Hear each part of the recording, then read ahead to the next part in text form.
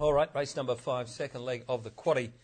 Become a Perth Racing Facebook fan handicap, 1,600 metres. King of the Facebook pages there is Chris DiMarchi, so make sure you get involved. He's after members, he's after you. Scratching number 3, Eternal Power, won't go around. Let's have a look at the finish again of the matchmaker. And here was Thunder Lara, starting to storm home along the inside in those white colours. If she's good enough, followed on the outside by Dane Commodore. Thunderlara's getting up near the rail, but they haven't got anywhere near Peachtree. He snuck a look over the right shoulder. Peachtree down inside 100 clear. Scenic Fair starting to work into the clear. She's rattling home. Peachtree stopping. Scenic Fair diving. Scenic Fair. Nice run by Thunderlira. Settled back on the fence about 4 back. Followed them through near the inside. At one stage, its run was slightly chopped out by the winner Scenic Fair, then came through and hit the line strongly. Does have a pretty good second up record as well, Thunder Lara, so it should be bounding home at the end. It looks hard to beat. And I forgot to mention, Javert was in the same race in the Oakland Park colours, was back with Thunder Lara. Thunder Lara went through them, Javert to the outside, and had to work harder, got in the wrong part of the track. I thought it was a great run. Yeah, well, Javert came through those races, the Mist and the Dawn last season, and performed really admirably. So 1,600 metres is no problem for her. She improves noticeably second up. You might remember the last campaign, she ran 9th, I think, first up, beating a fair way, about 5 lengths. She came out and blew them away at her next start after getting the box seat run. So she really stretches her neck, this horse, doesn't it? If they were all as keen as Javert, we wouldn't have too many problems. Look, there's plenty of apprentice riders involved here. Altieri, Lane, Andrew Castle, Ben Kennedy, Campbell McCallum, Kira Yule. So they've all gone to claim. 6 riders of the 13 are apprentices. You would imagine the way the race will be run. Legend Express, Ackenholm. I think Titcher Man from out there, he's either going to go forward and do the chopping block work, or he'll end up back last. So you can spot Javert probably leaders back or 3 back the fence, getting the world perfect run. Yeah, should get a great run. Looks hard to beat with a 56 with the claim. Legend Express, I thought, was terrific last start. The drop back from 1,800 metres to 1,600 metres, in with 54.5 kilos with the claim for your man, Mr. Sandcastles. He should go pretty well. Marty, he should go pretty well. How does the old boy go at Belmont Park? I haven't got that stat in front of me. As you pinch me, Racewell. 15 out of 42 at the track in the money. He's won many times. So, that's not a problem either. No problem. Thunder Lara probably gets a spanking run here. About 1 out, 2 back. Yeah, you love that word spanking, don't you? Yeah, Martin? and you can get to the outside and come with a run down the centre of the track. I think it might be the way to play Belmont Park on Saturday and for the future. I'm going that way. The run was good. I think it's a horse who's actually starting to improve as it gets a little more older and matured.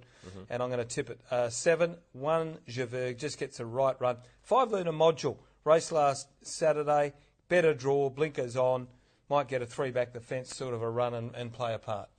Fair enough. Look, I'm just going to go each way, Legend Express, and also I recommend punters have a good place investment, maybe try and get some all-ups through the day into Southern City, because I think it might be about $3.50 to $4 for the place.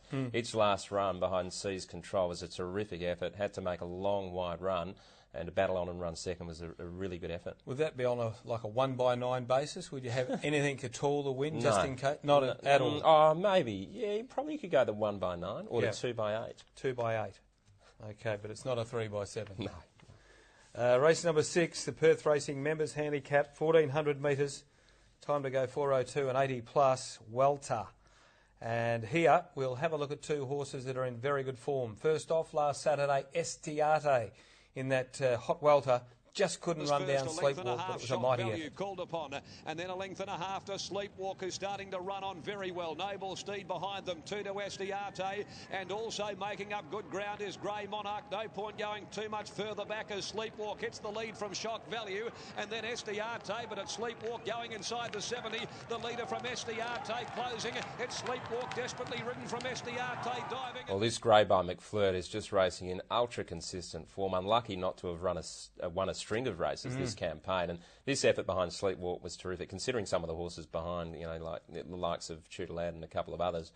This was a fine performance, really knuckled down to the task, just missed. Sleepwalk held on, Grey Monarch down the outside into 3rd place. This does look his race, really. I know Word's in the race, but he's drawn out in 10. He'll be zipping over from the outside, and I can see Estiardi cutting them down inside the 200. My only concern is the weak backup. Now, he has backed up successfully in the past.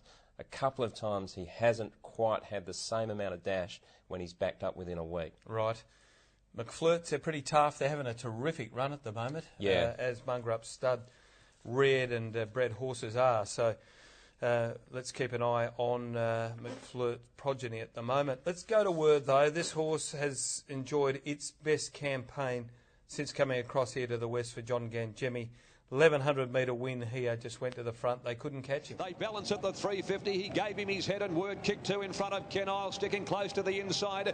They've dropped off MG Brown, followed by Lashino. Further back, Secret Courier. It's Word going past 100, clear of Ken Isle. Word's home. Ken Isle's battling. All Fury is starting to track up near the fence, but it's all Word.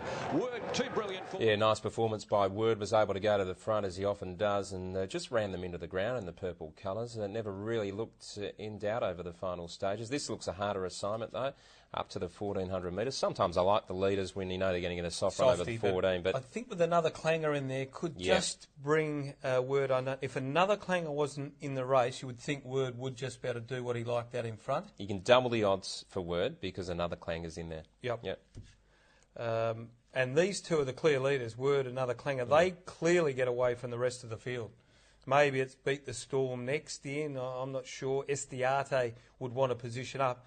I'm sure Jason Whiting would not want these two to get too far away from Estiarte by the top of the lane. Yeah, I think another clanger's best chance would be sitting on Word, to be honest. And it has been able to sit behind the leader and do well in the past. But look, if Estiarte brings its game from last week to the track, which you can never be sure of, you know, you look at it and you think, just have the biggest each-way bet on your life on Estiarte, but just that 7-day backup.